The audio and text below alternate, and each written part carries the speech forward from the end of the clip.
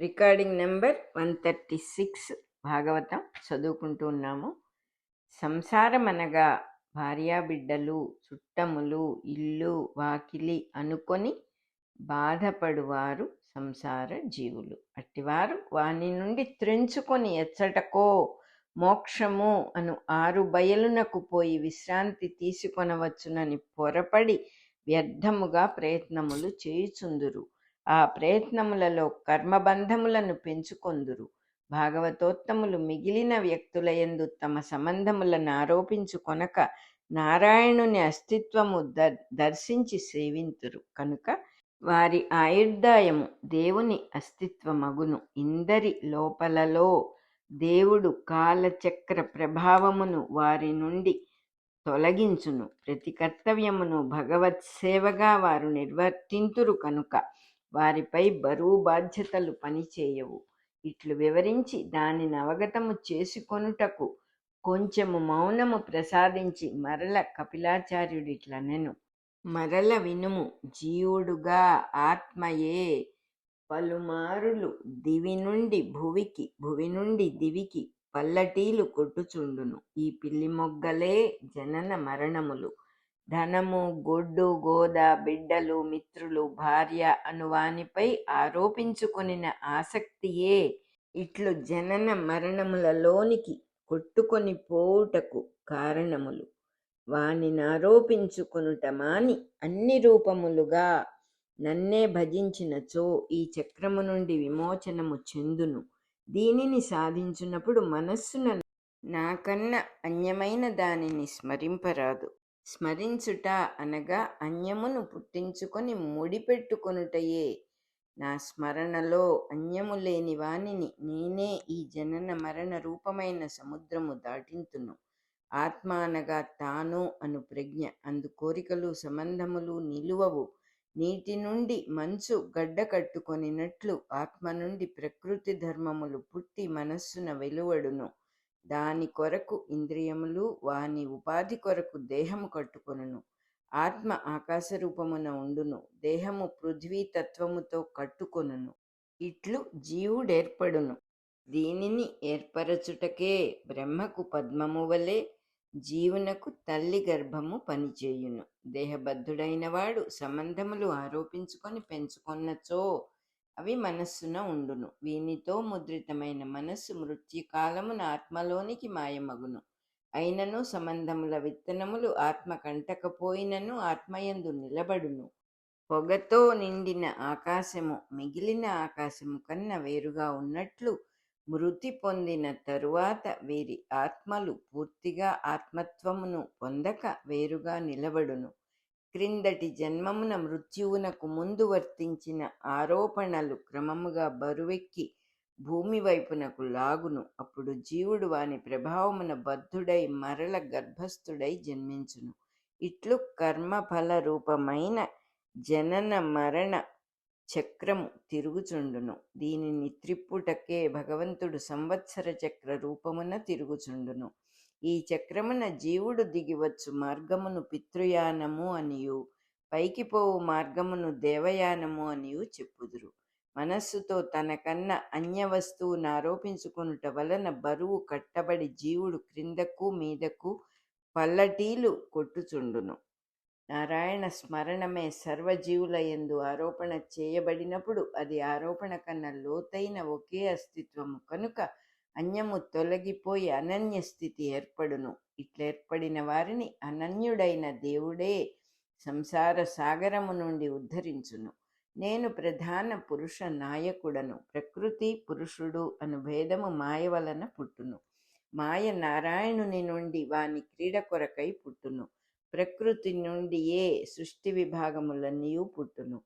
ఈ విభాగములకు మూలమైన మొదటి ప్రకృతిని ప్రధానము అందురు. దాని యందు పురుషుడు జీవుడై దిగి వర్తించును. ఈ రెండును నారాయణుని యందు వర్తించును కనుక నారాయణుడు ప్రధానమునకును పురుషునకును నాయకుడు. వానిని ఆశ్రయించిన మనస్సు వాడుగా ఉండును కనుక ప్రకృతి పురుషులకు అతీతుడుగా ఉండును. వాని పేరు నేను. అట్టి నేను భగవంతుడను.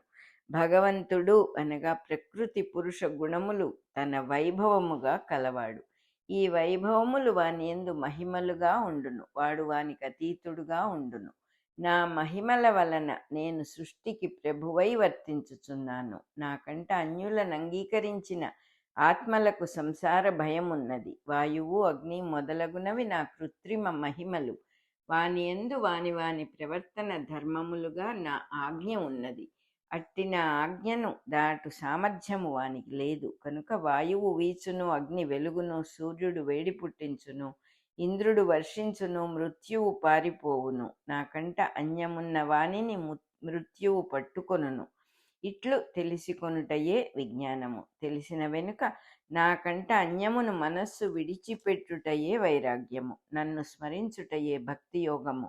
అట్లుండుటతో పరమమును ఆశ్రయించి నిర్భయులగుచున్నారు. నిండిన భక్తితో చిత్తము నా యందు వెలుగొందుచున్నంత వరకు సజ్జనులకి లోకమున మోక్షము లభించును.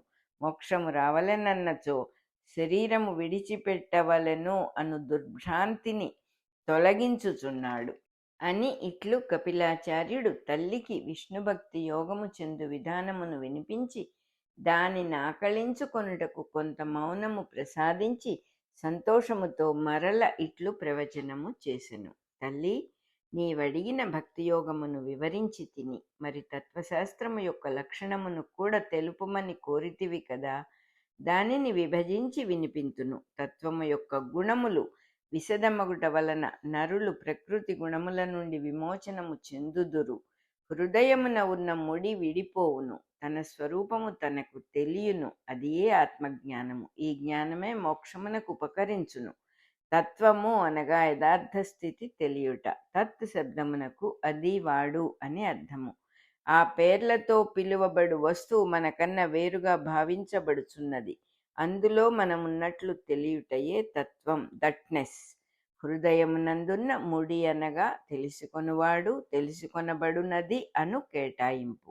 ఈ రెండును ఒకే త్రాటికి రెండు కొనల వలె ఏర్పడి తెలుసుకొనుట అను ప్రయత్నమును ప్రశ్నలు కలుగుటగా ముడిపడును. ఈ ముడి విప్పుకొన్నచో సర్వ సంశయములు తీరును, సర్వకర్మలు క్షీణించును అని శాస్త్రము చెప్పును. సత్వము, రజస్సు, తమస్సు అనబడు గుణములు ప్రకృతి నుండి పుట్టును. ఈ గుణములు ప్రకృతికి అంటవు. ఉంగరములు, గాజులు మున్నగు లక్షణములు అందలి బంగారమునకు అంటవు. కానీ ఈ ప్రకృతికి కొన్ని ప్రత్యేక గుణములు ఉండును, అవి పురుషునకు అంటవు. అట్లే ఈ ప్రకృతికి కొన్ని ప్రత్యేక గుణములుండును, అవి పురుషునకు అంటవు. బంగారము యొక్క రంగు, సాంద్రత, బరువు అందున్న పరమాణువులకు అంటదు. ఇట్లు అంటకుండుటయే ప్రకృతిలోనున్న పరిశుద్ధుడైన పురుషునకును. అతడు ప్రతి వ్యక్తి యందును నేను అని సూటిగా ప్రత్యక్షమగుచుండును. వాని నుండి మిగిలినవన్నీయు వెలుగుగా దిగివచ్చును, కనుక వానిని వెలిగింపలేవు. అతడు తనకు తానే వెలుగు. దీపము నుండి వెలుగు వెలువడును. ఈ వెలువడిన వెలుగు దీపము కాదు. ఈ వెలుగు సహాయముతో దాని కారణమును చూడలేము. అది తనకు తానే వెలుగు. ఇదియే ఆత్మస్వరూపము. అయినచో ఆత్మస్వరూపుడైన పరమాత్మ ఈ సృష్టిగా దిగుట ఎందులకు? ప్రకృతి యందు అంతర్యామిగా ప్రవేశించుట ఎందులకు? ఎందులకును కాదు. దీనికి కారణము లేదు. తన ఇష్టము, తన సరదా. ఈ క్రీడలో తాను ప్రకృతి యందు ప్రవేశించుట ఒక భాగము, మూడు గుణములలోనికి దిగుట ఒక భాగము. దానినే మోహము అందురు. అతడు ప్రకృతిచే మోహింపబడుట ఈ క్రీడలో ఒక భాగము. బిడ్డలను ఆడించుచు పెద్దవారు ఆ బిడ్డలు చెప్పినట్లు ఆడుచుందురు. వారు భయపెట్టినప్పుడు భయపడినట్లు నటింతురు. ఇది ముద్దు ముచ్చట. ఇట్లే ఆత్మస్వరూపుడు ప్రకృతిచే మోహింపబడును. ఈ మోహమున తన విజ్ఞానము మాటుపడును. ప్రకృతి యందలి మూడు గుణముల ప్రవర్తనల వలన ఇంద్రియములు, మనస్సు, దేహము పుట్టి పనులు జరుగుచుండును. అందు వర్తించి ఆడుకొనుచున్న పురుషుడు తాను ఆ పనులను చేయుచున్నానని ఆరోపణ చేసుకొనుట ఒక భాగము. జరుగుచున్న పనులను చేయుచున్నానని నమ్మి కర్తగా తన్ను స్థాపించుకొని సంసారమున బంధింపబడుట ఈ ఆటలో ఒక భాగము. దానివలన మనస్సునకు, ఇంద్రియములకు అధికారమిచ్చి తాను స్వాతంత్ర్యమును కోల్పోయి మెలగుట ఒక భాగము. తండ్రి గుర్రము వలె వంగి ఉండగా కొడుకు వాని వీపుపై నెక్కి స్వారీ చేయుట, గుర్రము నోటికి కళ్ళెము పెట్టుట, అటుపో ఇటుపో అని ఆజ్ఞాపించుట చూచుచున్నాము. ఈ ఆజ్ఞలకు బద్ధుడై వర్తించు తండ్రి తన కొడుకు కన్న దుర్బలుడని అర్థము కాదు. ఇది ముద్దు ముచ్చటల సంగతి. అట్లే దైవ విలాసమే సృష్టి. క్రొత్తగా కాపురమునకు వచ్చిన భార్య అప్పుడప్పుడు భర్తపై కోపించుట, అలుగుట చేయును. అప్పుడు విధేయుడై ప్రవర్తించు భర్త ఆమెను అదుపున పెట్టలేడని అర్థము కాదు. ఈ విధేయత అతని రసికతను తెలియజేయును. భగవంతుడు రసస్వరూపుడు అని వేదములు చెప్పుచున్నవి. రసమనగా అతడే, అతడు రసికుడై ఆనందమును అనుభవించును అని వేదవాక్యము. భగవంతుని ఈ రసికత వలననే భర్తగా, భార్యగా, తండ్రిగా, తల్లిగా, బిడ్డగా వర్తించు జీవుని చేష్టలయందు రసికత వ్యక్తమగుచున్నది. పురుషునకు కర్తృత్వము లేదు. ఈ కర్తృత్వము అంటని పురుషుడే ఈశ్వరుడు. అతడు ప్రకృతి రూపములైన దేహాదులయందు సాక్షిగా ఉండును. అతడు కర్తగా క్రీడించినప్పుడు పనులకు కార్యకారణ సంబంధం ఏర్పడును. పురుషుడు భర్తగా, భార్యగా క్రీడించినప్పుడు బిడ్డ పుట్టుటకు వారు కారణములుగా కనిపించును. ఏ పనికైనను కార్యము, కారణము, కర్త అను సంబంధములు ప్రకృతివి గాని పురుషునివి కాదు.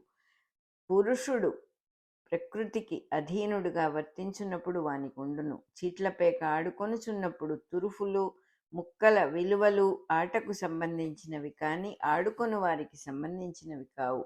ఆడుకొనుటకిష్టపడినంత కాలము వారు ఈ విలువలకు విధేయులై ఆడుదురు. డబ్బులతో చీట్లపేక ఆడుటలో ఈ పట్టునకింత చెల్లింపవలెను అను నియమము ఆట కొరకు తాత్కాలికముగా ఆరోపించుకొనినది. అట్లే పురుషునకు కార్యము, కారణము, కర్తృత్వము అను సంబంధములును. మన రికార్డింగ్ నెంబర్ 136 అయిపోయింది.